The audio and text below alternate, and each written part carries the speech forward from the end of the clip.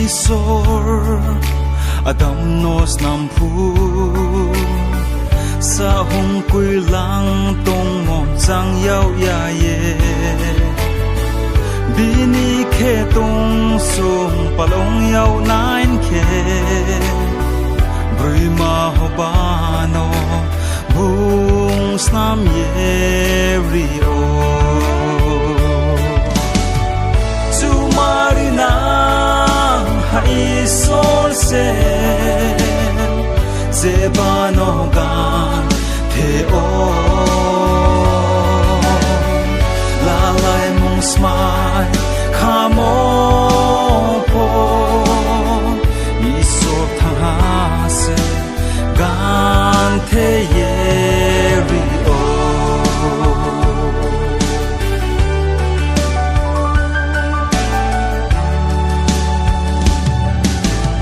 isor no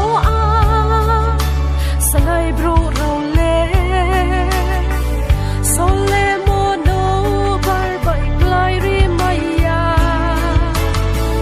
bini khe thir khe ya mom bro so no kui lau su ye se bung nai sao tong o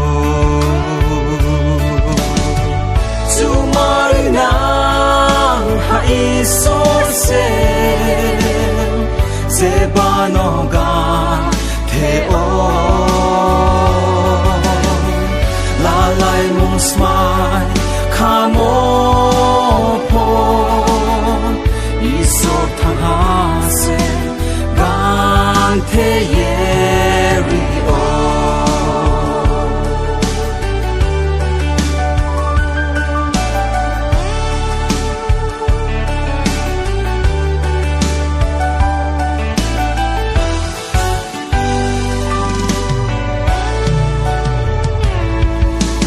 Hamariba